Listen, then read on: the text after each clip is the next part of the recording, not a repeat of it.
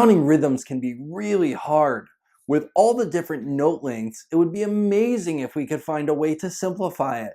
Today, I want to show you a few handy tricks to help you remember what a rhythm sounds like. But I want to be very clear. This is not a substitution to actually learn how to count the rhythms. It's so important to actually know the counting. So today, I want to show you a trick that I learned when I was a kid in a little explanation I like to call going to the zoo. The most basic rhythm we usually start out with in music lessons is the quarter note. The quarter note gets one full beat. The proper way to count the quarter note in 4/4 time is 1, 2, 3, 4. Now, to help us remember that the quarter note only gets one beat, we're going to think of that slimy, slithering little creature, the snake. So now, instead of thinking of 1, 2, 3, 4, we can say snake, snake, snake, snake to help us keep that time. Now moving on to a more complex rhythm, we're going to take a look at the eighth note. The eighth note gets 1/2 beat. That means there are 2 eighth notes for every quarter note.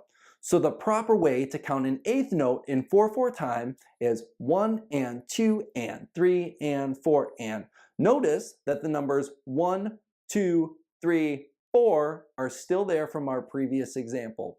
So now to help us remember how to count that rhythm, we're going to think of our friend swinging in the trees at the zoo, the monkey. So now, instead of thinking of the rhythm as 1 and 2 and 3 and 4 and, we're going to be able to say monkey, monkey, monkey, monkey.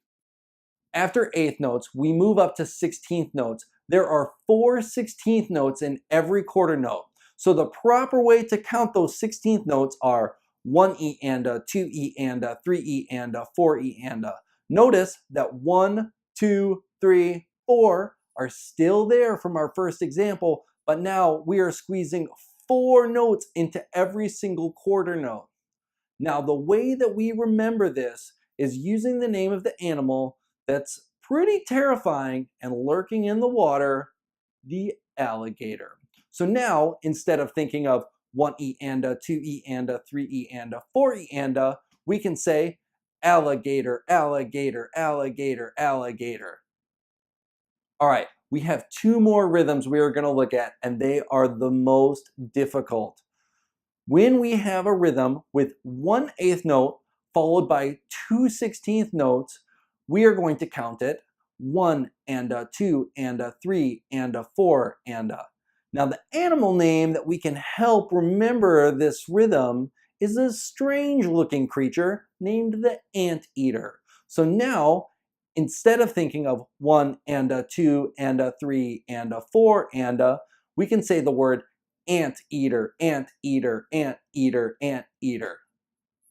Lastly, when we have 2 16th notes followed by 1/8 note, we are going to count it 1 E and. So a full measure would sound like this: 1 E and, 2 E and, 3 E and, 4 E and. Now, to help us remember this rhythm, we are going to call on that big giant animal at the zoo, the elephant. So now instead of that 1 E and, we are going to use the word elephant. So a full measure would sound like this: elephant, elephant, elephant, elephant.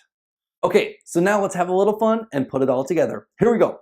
Snake, monkey, alligator, monkey, anteater, elephant, monkey, snake. I hope this helps you remember what some of these rhythms sound like. But remember, this is not a substitution for actually learning how to count these rhythms.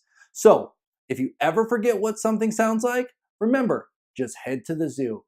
Have a great week, everybody.